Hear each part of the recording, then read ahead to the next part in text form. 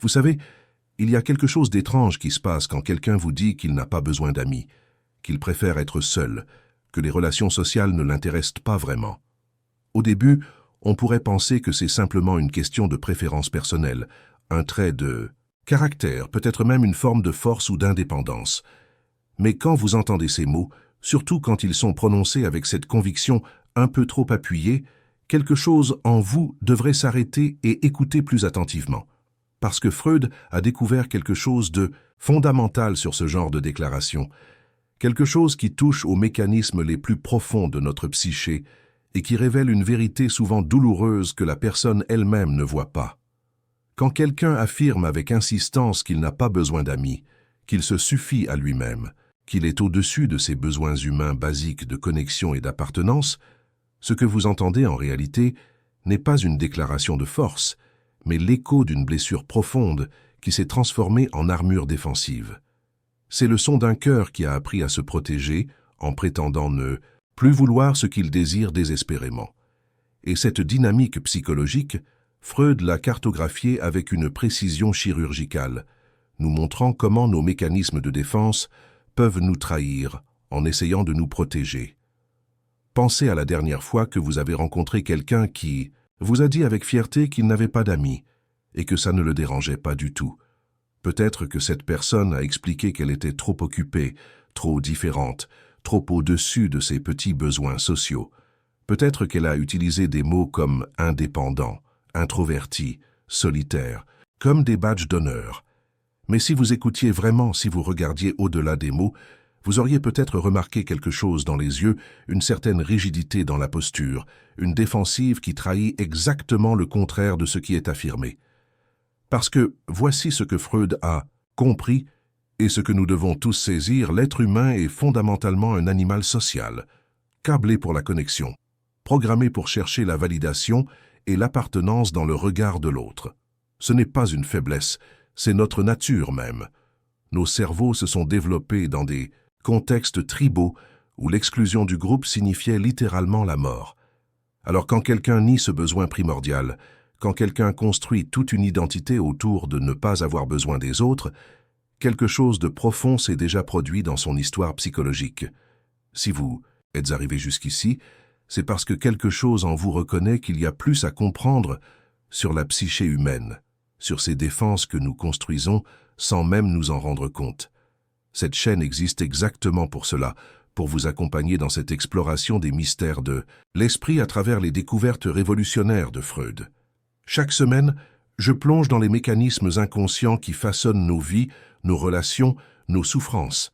Si ces insights transforment votre façon de voir l'humanité et vous-même, abonnez-vous à la chaîne et activez les notifications pour ne manquer aucune de ces explorations qui peuvent illuminer les zones d'ombre de votre propre psyché. Vous n'êtes pas seul dans cette quête de compréhension, et ensemble, nous pouvons aller beaucoup plus loin dans les profondeurs de ce que signifie être humain. Freud a identifié ce qu'il appelle les mécanismes de défense, ces stratégies inconscientes que notre psyché déploie pour nous protéger de la douleur psychologique intolérable. Et parmi ces mécanismes, celui qui est à l'œuvre quand quelqu'un proclame ne pas avoir besoin d'amis est particulièrement sophistiqué et tragique. À la fois, c'est ce qu'on appelle la formation réactionnelle, ce processus par lequel l'inconscient transforme un désir inacceptable ou douloureux en son contraire apparent. La personne qui a été profondément blessée par le rejet, qui a vécu l'abandon, qui a expérimenté la trahison ou l'humiliation, dans ses tentatives de connexion, développe inconsciemment une défense radicale. Plutôt que de continuer à désirer ce qui fait mal, plutôt que de rester vulnérable à cette blessure récurrente, l'inconscient effectue une sorte de retournement spectaculaire. Il transforme le besoin d'amis en rejet, affirmer des amis, le désir de connexion en célébration de la solitude, la vulnérabilité en armure d'indépendance. Et le plus fascinant, c'est que cette transformation est si complète, si convaincante, que la personne elle-même y croit totalement. Elle n'a pas conscience qu'elle joue un rôle écrit par sa propre douleur non résolue. Maintenant, je veux faire une pause ici et vous poser quelque chose de vraiment important. Avez-vous déjà rencontré quelqu'un comme ça? Ou peut-être même, reconnaissez-vous cette tendance en vous-même, Cette façon de dire que vous n'avez pas besoin des autres alors, qu'au fond, une partie de vous se sent profondément seule.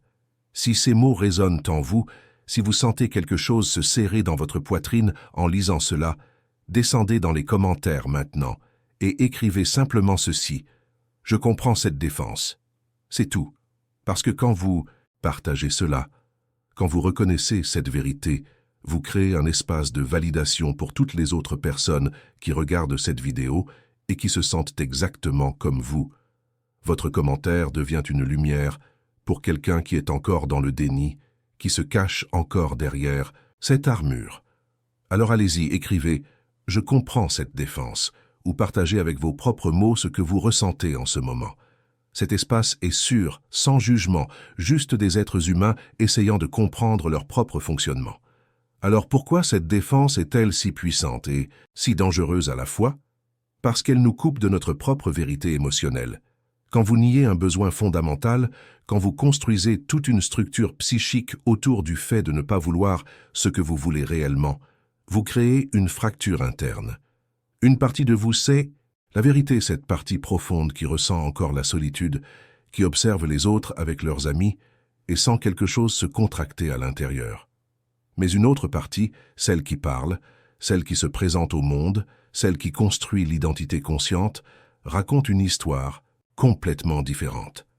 Et cette division interne est épuisante, même si elle est inconsciente. C'est comme maintenir en permanence deux versions contradictoires de vous-même. Et l'énergie psychique nécessaire pour soutenir cette contradiction est immense. Freud appelait cela la dépense énergétique, de la défense, cette taxe invisible que nous payons chaque jour pour maintenir nos illusions protectrices. Et voici quelque chose d'encore plus profond que Freud a découvert. Ces défenses ne sont jamais parfaites. Elles fuient. L'inconscient trouve toujours des façons de révéler ce qui est vraiment.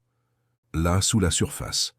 La personne qui dit qu'elle n'a pas besoin d'amis pourrait se retrouver à passer des heures sur les réseaux sociaux, observant passivement la vie sociale des autres, se disant qu'elle n'est qu'un observateur détaché, alors qu'en réalité, elle nourrit secrètement le besoin qu'elle nie, ou peut-être qu'elle développera des relations parasociales intenses avec des célébrités, des personnages fictifs, ou même des animaux de compagnie, déplaçant son besoin de connexion humaine vers des cibles plus sûres, moins susceptibles de la blesser à nouveau.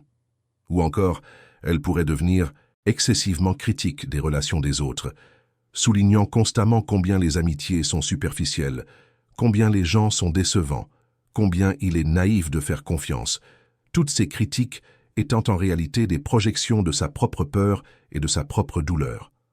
La racine de cette défense se trouve presque toujours dans l'enfance, dans ces années formatrices où nous apprenons ce que signifie être en relation avec les autres. Peut-être que cet enfant a été rejeté par ses pairs, exclu des jeux, moqué pour sa différence, laissé seul dans la cour de récréation jour après jour. Peut-être que ses parents étaient émotionnellement indisponibles, lui enseignant inconsciemment que chercher la connexion mène à la déception et à la douleur. Peut-être qu'il a vécu un déménagement traumatisant, une perte d'amitié dévastatrice, une trahison qui a brisé sa capacité à faire confiance. Quoi qu'il se soit passé, l'enfant a tiré une conclusion qui semblait logique dans le contexte de sa souffrance. Les relations font mal, donc la solution est de ne plus en vouloir.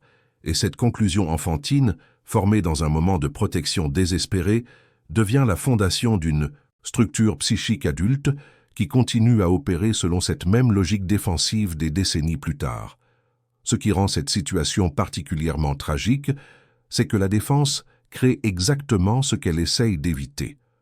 La personne qui se protège du rejet, en affirmant ne pas avoir besoin d'amis, se retrouve effectivement sans amis, confirmant ainsi sa croyance que de toute façon, elle n'en voulait pas. Mais cette solitude réelle, cette absence de connexion authentique, nourrit une douleur souterraine qui ne peut jamais être pleinement reconnue ou guérie parce qu'elle est constamment niée. C'est une prison psychologique où les murs sont faits de nos propres défenses et la clé pour sortir exige de faire exactement ce qui nous terrifie le plus, reconnaître notre vulnérabilité, admettre notre besoin, accepter le risque inhérent à toute vraie connexion humaine. Freud nous a montré que la conscience de ces mécanismes est le premier pas vers la libération. Quand vous commencez à voir vos propres défenses à l'œuvre, quand vous pouvez observer cette partie de vous qui construit des murs et comprendre pourquoi elle le fait, quelque chose de fondamental change. Vous n'êtes plus complètement identifié à la défense. Une petite distance se crée, un espace de réflexion où vous pouvez commencer à questionner ces vieilles certitudes qui vous ont gouverné pendant si longtemps. Peut-être que vous n'avez pas vraiment besoin d'être seul. Peut-être que vous n'êtes pas vraiment au-dessus du besoin de connexion. Peut-être que toute cette histoire d'indépendance radicale était juste une façon de ne plus jamais ressentir cette douleur originelle du rejet. Et voici la partie la plus belle et la plus terrifiante de ce voyage vers la conscience. Guérir ne signifie pas éliminer la défense brutalement. Ce serait comme arracher un plâtre avant que la blessure ne soit guérie. La défense est là pour une raison. Elle vous a protégé quand vous en aviez besoin. Elle vous a permis de survivre à des situations émotionnellement impossibles. Ce qu'il faut plutôt, c'est une approche douce, compassionnée, où vous commencez à reconnaître la blessure sous la défense, à valider la douleur que cette partie de vous essaie encore de fuir, et progressivement, très progressivement, à tester de nouvelles façons d'être en relation qui ne reproduisent pas les traumatismes du passé. C'est un processus lent, souvent difficile, parsemé de rechutes et de moments où l'ancienne défense reprend le dessus. Mais chaque petit pas vers l'authenticité, chaque moment où vous osez montrer votre besoin de connexion, chaque fois que vous prenez le risque d'être vu vraiment, c'est une victoire contre ces vieux schémas qui vous ont gardé prisonnier. La dimension spirituelle de cette compréhension psychanalytique est profonde. Au fond, ce que Freud nous révèle ici, c'est que notre souffrance vient souvent de notre résistance à notre propre humanité, de notre refus d'accepter nos besoins, nos vulnérabilités, notre dépendance fondamentale les uns envers les autres. La voie vers la liberté intérieure, vers cette paix que nous cherchons tous, passe par l'acceptation radicale de ce que nous sommes réellement, y compris ces parties de nous qui ont besoin, qui dépendent, qui peuvent être blessées. C'est un acte de courage immense que d'abandonner nos défenses, de nous tenir nus devant le monde dans notre besoin authentique de connexion. Mais c'est aussi dans cette vulnérabilité assumée que se trouve la possibilité de vraies relations, de vraie intimité, de vraie appartenance. Alors, la prochaine fois que vous entendez quelqu'un dire qu'il n'a pas besoin d'amis, ou que vous surprenez cette phrase dans votre propre bouche, arrêtez-vous un instant. Écoutez plus profondément. Demandez-vous quelle douleur se cache derrière cette déclaration, quelle blessure ancienne cette défense. Essayez encore de penser. Et si c'est vous qui portez cette armure, permettez-vous de ressentir ce qui est vraiment là, sous les mots, sous la conviction affichée. Il y a probablement un enfant en vous qui voulait désespérément être choisi, être inclus, être aimé, et qui a décidé un jour qu'il était plus sûr de prétendre ne plus vouloir tout ça. Cet enfant est encore là, attendant que vous reconnaissiez sa douleur, que vous validiez son besoin, que vous lui disiez qu'il est acceptable de vouloir être connecté, que ce n'est pas une faiblesse, mais la chose la plus humaine qui soit.